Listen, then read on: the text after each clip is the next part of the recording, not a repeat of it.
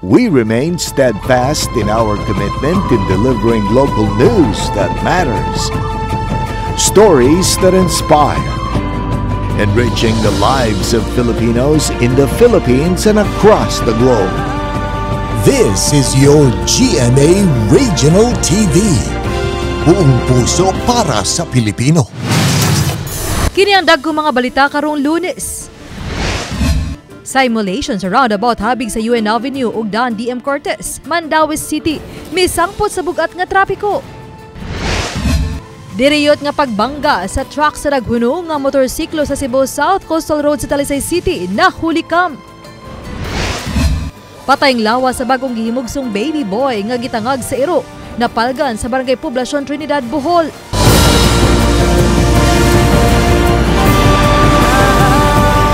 Kini ang GMA Regional TV Balitang Bisdak.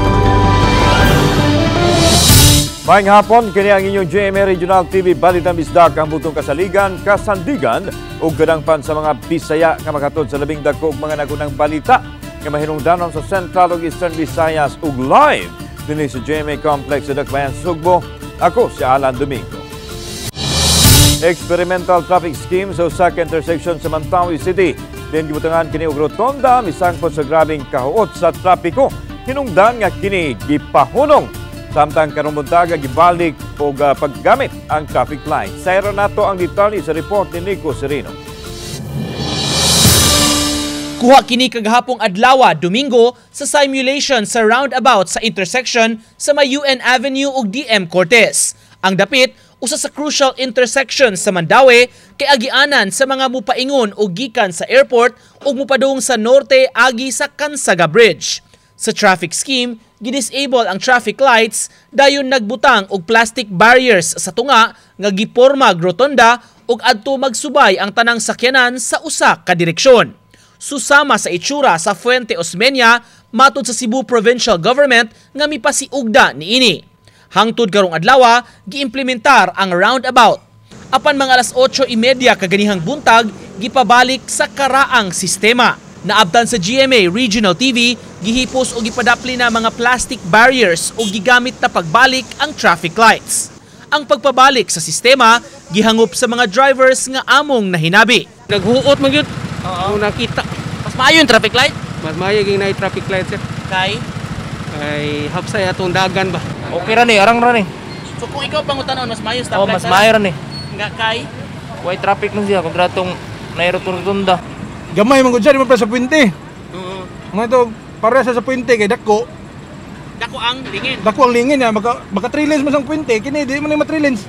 Okay ra og mga ingon ani mo agyon niya, mga nga 10-wheelers, trailer. Di siya pwede kay gamay man rotunda. Pasabot sa city government, ang pagpatuman sa roundabout o rotonda, simulation lang una. Padayon pa nga gitun-an ang mga lakang nga hingpit nga ipatuman aron kaalibyuhan ang kahuot sa trapiko. Karong buntag nakita na to nga taas yun tungod sa madili ba.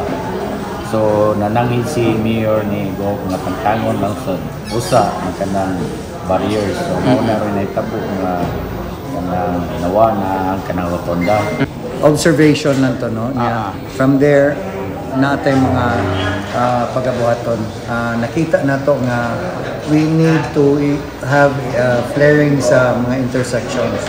Kunya, the good thing, ang mga tag-iyas yuta dito sa contact ni Gov, willing kay sila nga mo kuan sa ilang properties para ma-install ang flaring sa intersection. Kagahapon atol sa simulation, gisusi ni Governor Gwen Garcia ang traffic flow. Sa report sa Capitol PIO, matud pa, gikinahanglan nga mas palambuon ang roundabout system sa Mandaue. Subay sa gikinahanglan ang pagpalapad sa daan ug pagpadako pa sa rotonda. Makikita sab ang gobernador sa mga lot owners sa palibot aron matuki ang unsamang pamaagi, mapalambo ang sistema sa dapit. Uban ni Marlon Melgazo, Nico Sereno,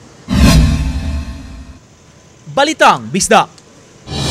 Nagkayon sa provincial government o mga mayor sa local government units nga lakip sa giserbisyohan sa Metro Cebu Water District MCWD nga mopatuman on ang status quo diin padayon nilang gila ang kasamtangang mga opisyal sa water utility. Sa naton detalye pinaagi nining report. Gipanguluhan ni Cebu Governor Gwen Garcia ang tigom sa mga mayor sa mga LGU nga lakip sa naserbisyuhan sa MCWD uban ang mga opisyal ug ang mga department heads usab sa water utilities. Nagkayusa sila nga ipatuman una ang status quo sa pagdumala og operasyon sa MCWD labi na nga karong panahon na sinati ang grabeng krisis sa tubig nga nakapikto sa masugbuanon. Sa gilagdaan nilang manifest of support, gimugatan nila ang pag-ila sa rule of law og padayon nga giila ang pagduma sa kasamtangan nga mga opisyal sa MCWD. Kini subay usab sa takeover sa Local Water Utility Administration kun LUA din adunay gipamutang nga interim board. Kay kinahanglan ako panalipdan ang mga lumulupyo gawas sa dakbayan sa Subo nga mas daghan. Mao nang niya ang atong mga mayor ug maminaw tagtag sa tagsa nila aron masayod mo unsa usab ang ilang baruganan kabahin ni ining maong isyu. Unsay naas balaod karon ang present na klaro man sad sa OGCC nga ang present board karon maoy atong respetuon ug moy atong tawron. Muhangyo lang ta nga taga status quo kay panahon ron sa gikaingon ni Governor Gwen pagtinabangay. As far as the legal concerns and legal remedies are concerned, we submit to the wise minds of our lawyers and of course the governor that we should follow the rule of law. Kami sa League of Municipalities 100% mabak aning maong kausa. Niadto Marso 22, nakigtagbo ang mga opisyal sa LUA sa mga opisyal sa MCWD. Lakip na si Chairman Joey Daluz. Kinsa gipamugos nila nga suspended ang mga opisyal sulod sa unom ka buwan apan wa kini ilha sa kampo ni Attorney Daluz ug mga kaubang board of directors. I have no interest whatsoever, no business interest or whatever interest. Actually, the other way around, hindi naman ako yung gumagamit ng MCWD building for political reasons. Samtang sa pangutana kung dili mo sanong ang LUA sa hiniusang baruganan sa mga LGU sa Sugbo, I will be forced to exercise my power under Section 16 of Republic Act 7160, and that is the General Welfare Clause. kauban si Clover Lumayag, ako si Alan Domingo. Balitang, Bisdak.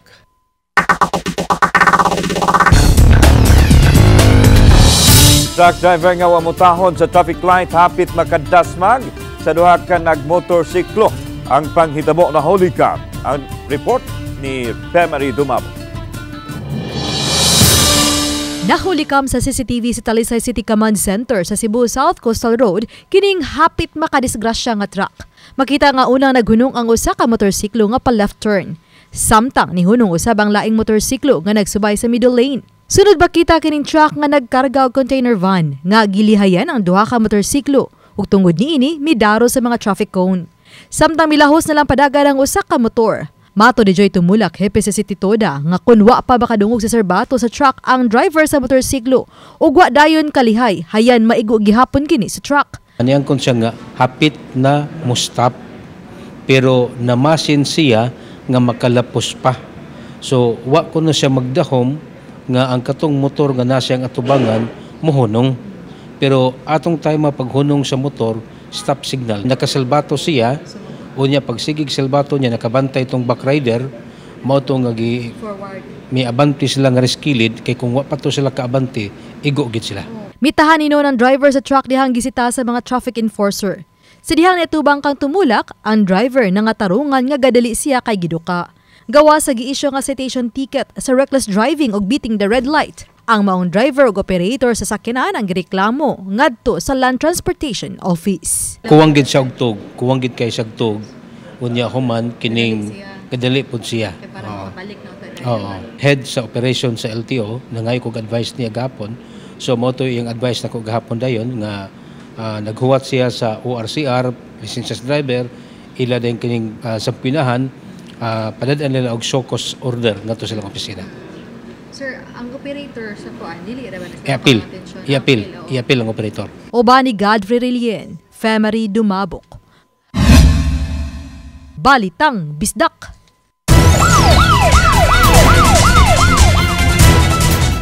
Anay balay sa usa ka pulis sa barangay Pahak, Lapu-Lapu City na biktima sa masakop sa akyat bahay.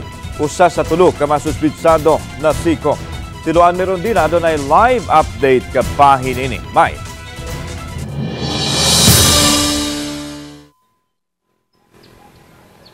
Lan tulo ka mga cellphone o kapin sa 30,000 pesos nga cash ang nadagit sa mga suspitsado. Apan ang nasikop nga minor de edad nga suspitsado mibutyag nga dili lang pagpangawat ang ilang tuyo, apan ang pagpanimaw usab ngadto sa pulis.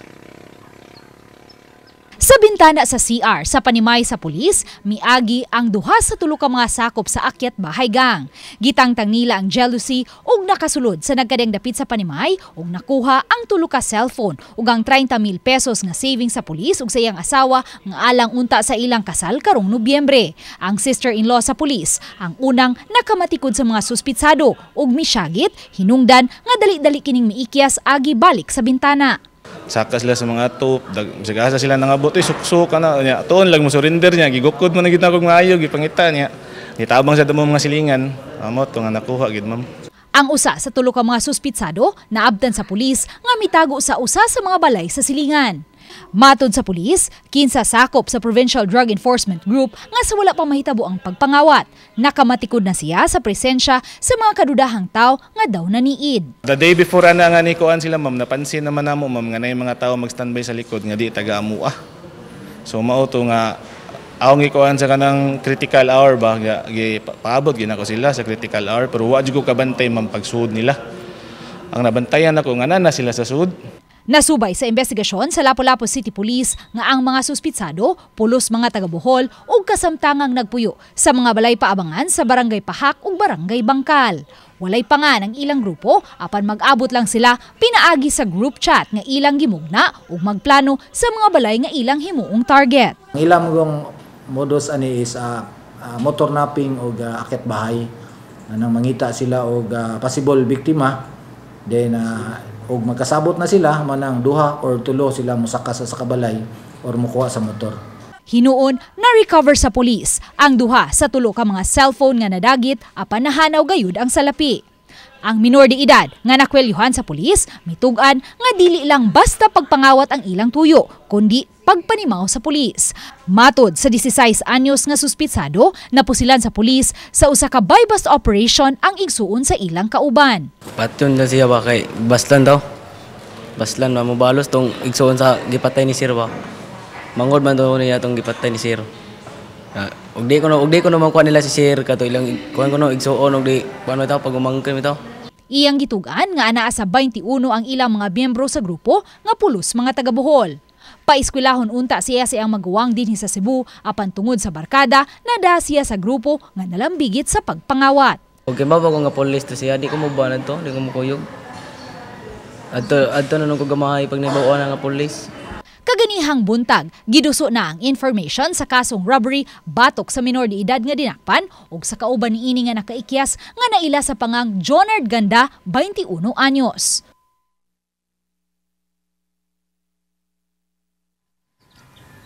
Lan subay sa gibutyag sa minor de edad nga suspitsado, padayon karong gisubay sa Lapu-Lapu City Police ang identity sa uban pang mga sakop sa naasoyng akyat bahay gang. Samtang giawhag usab niini ang mga nanag-iya ug mga balay paabangan nga unta mo pahigayon sila og background check sa ilahang mga boarders ug ilahang mga renters aron masiguro nga dili kini mga sakop sa mga robbery group o baka mga akyat bahay gang. Lan? Okay na nga, salamat. Luan Mayron Dina. Sa lungsod sa Trinidad, Bohol, na himugsong bata ginuhang gitangag zero. Nakita ang gahapon sa buntag, gialarma ang pagkakaplag sa baby. Sa kural sa usa ka balay sa Purok 2, Barangay Poblasyon, usa ka estudyante sa boarding house ang nakakita og unang nakabantay sa panahing lawas sa baby boy. Ginuhang nadala kini sa usa ka hayop paingon sa gawas sa balay. Wa pa masere kinsa ang inahan sa maong puya nga nagpili niini. Kini ang ipaladman sa investigasyon sa kapulisan kung kinsang responsable. Ano may directives among budget sa directives ng mga operatives o kada o investigation. Buhay pa siya pagkakaso kinsay kung ato ang posible nga kinikanan na siya.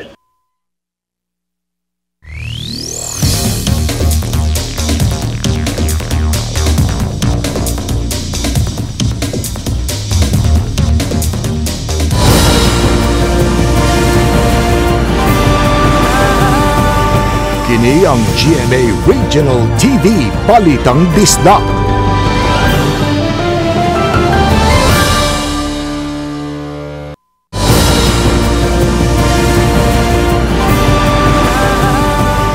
Kini ang GMA Regional TV Balitang Bisdak. Pipila pa lang ka mga application alang sa PUJ Consolidation ang ginuso sa batan sa LTFRB 7 atong Sabado. 17 ka mga adlaw sa dili pa ang deadline sa April 30 alang sa PUV Consolidation. Tulog kasunod-sunod nga Sabado hangtod sa April 27 abli ang batan sa LTFRB aron mahatagan o kahigayunan ang mga PUJ operator nga wa pa maka-consolidate sa mga kooperatiba sa mga PUJ operator nga makaduso og application. Mato ni LTFRB 7 Regional Director Eduardo Montialto nga naana sa 89% nga na-consolidate ang PUJ o Public Utility Jeepney dinhi sa Region 7. Samtang 100% na na-consolidate ang PUV o Public Utility Vehicle. Panginaot ni Montialto nga unta di nahuaton sa mga PUJ operators ang deadline una moduso og application. Pero ang number nila is negligible. 89% na ang ato ang PUJ nga nag-consolidate.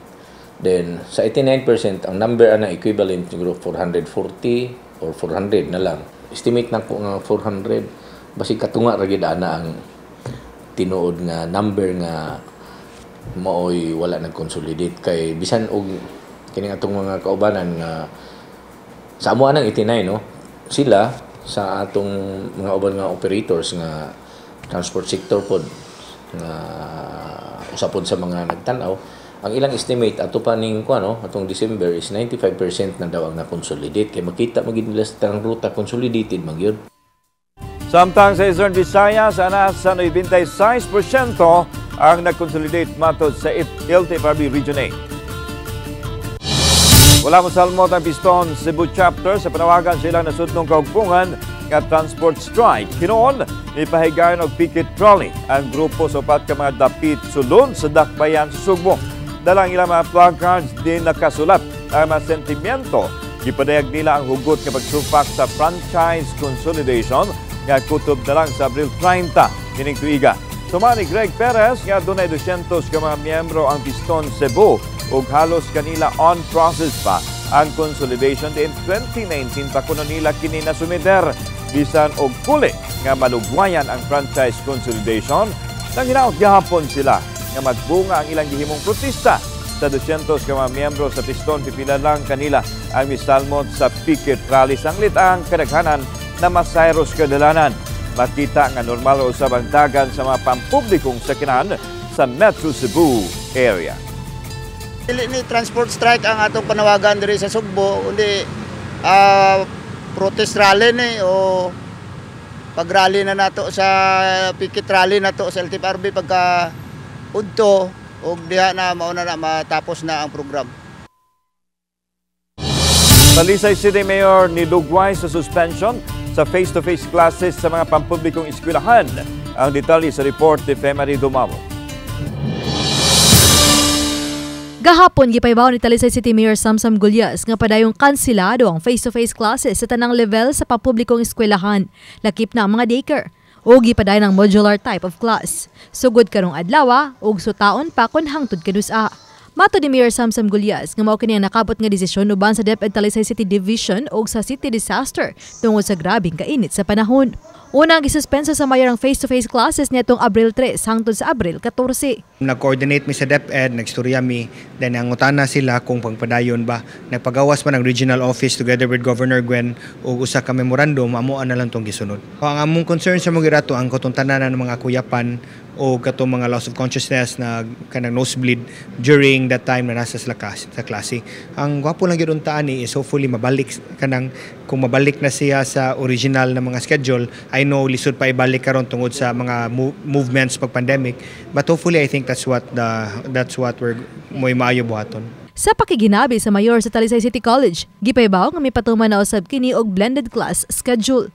Samtang sa mga pribadong eskwelahan sa Talisay City, pabilin nga na ang desisyon sa management sa eskwelahan. Samtang sa gihimong roving sa mga sakop sa Talisay City Disaster Risk Reduction Management Office, gibuyag o gipapauli ang mga batang maglaag-laag sugod sa alas 10 sa buntag hangtod na sa alas 3 sa hapon. Since ang disaster office may nihatag po recommendation based po sa mo ang narespondihan or na-record on data, we make it sure po nga ang mga bata dili po maglaroy-laroy lang or mag-swimming ba. So naatay gibuhat nga everyday na grooving tabi na sa mga kadagatan nga basin yang mga estudyante instead nga mupahuway, kainit kaayo, maglaroy-laroy na noon, mag-swimming na sa dagat. Obani Godfrey Relien, Femery Dumabok.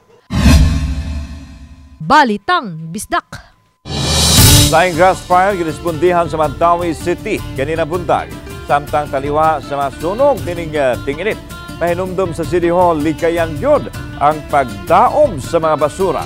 Ang detalye sa report ni Nico Sereno. Baga og itom nga aso ang misugat sa kabumbiruhan, CDRRM personnel ug fire volunteers nga miresponde sa alarma sa sunog sa Mandawi kaganiha. Apektado ang usa ka bakanting luna sa F. Zuilig Avenue Reclamation Area. Giguba na lang ang parte sa kural aron makapasirit ang mga responders ug aron masulod ang lugar. Matud sa BFP, ang dapit gitambakan og mga ligid, kahoy ug ubang mga butang iglalabay. Sa nahaunang interview, gitataw sa CDRRM Mandawi, halos kada adlaw may mga insidente sa grass ug rubbish fire nga ilang natala. Maong nag-auhag sila sa kooperasyon sa komunidad aron kalikayan kini. Sama sa di pagpasagad paglabay sa upos sa sigarilyo nga mudakop sa mga layang dahon nga may muhaling sa kayo ug musangko sa sunog. Sa Mandawi City Hall, ato sa sesyon gipapasar usab ang resolusyon nga nag-auhag sa hugot nga implementasyon sa dugay na nga ordinansa sa syudad. Kini ang pagpahinumdum sa mga tao nga gidili gyud ang open burning o pagdaob sa mga basura, ingon man pagdaob sa mga patayng dahon aron kapugngan pa ang mga insidente sa sunog. Gipahugtan ang katong ordinance na i-implement gyud siya, i-enforce na to ang kaning open burning. So lately ang Mandawi City manakop din sila kung makitaan mo nga nag-burn sa inyong basura. Base sa Mandawi City Ordinance, ang muhimo nining kalapasan sama sa pagdaob sa basura makamulta og 1,000 pesos. Nico Sereno, Balitang, Bisdak. Laing sunog na usab ang nahitabo sa Dan and Veles, Barangay Guadalupe, Cebu City. Nahitabo kini alas 3:16 ganing kadlawon, din duha ka balay ang naugdaw samtang duha usab ang partially damaged sa sunog. Hingpit pa ang sunog pasado alas 6 na sa buntag, diin nagbilin kini og 12 milyones pesos nga danyos. Gisusi pa sa Cebu City Fire Office ang hinungdan sa pag-ulbos kalayo. Paday may mangno sa bumirohan nga mag-amping aron dili mabiktima sa sunog, ilabi na nining nasinapti nga init sa panahon.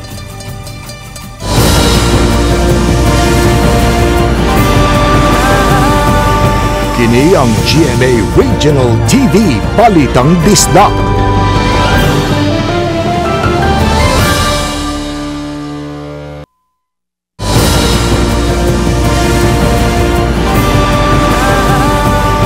Kini ang GMA Regional TV Balitang Bisdak.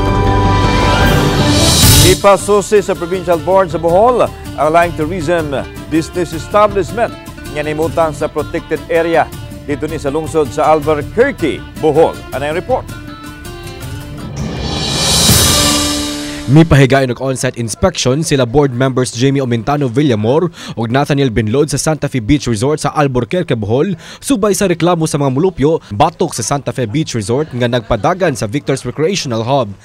Nahimutang ang Santa Fe Beach Resort sa sud sa protected area sa Albuquerque, luay lubok protected landscape and seascape subay sa nalatid sa National Integrated Protected Area System CONIPAS Act of 1992. Aduna kini gilapdon nga 1,165.51 ka hektarya nga nabahin sa mga lungsod sa Albuquerque, luay ug lubok. Usa kini sa mga 17 ka protected area sa lalawigan. We did an on-site investigation, and then after that we had a committee meeting because initially we really found out, and it is our observation, that there are some inconsistencies and irregularities in the implementation of the environmental laws and also municipal ordinances. We are still in the process of investigating, and then tomorrow we will continue with the deliberation. Niadtong Oktubre 2023, nagsugod ang Victor's Recreational Hub nga nagtanyag og kayaking, firefly og whale watching sa mga turista.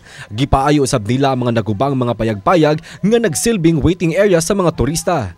Giingong adunay clearance ang Victor gikan sa Protected Area Management Board o PAMB ug gihikay pa usab ang ilang Environmental Compliance Certificate o ECC ug Special Use Agreement in Protected Areas o SAPA. Sa miaging Abril 8, nakadawat og immediate stoppage order gikan sa Provincial Environment and Natural Resources ang ilang operasyon.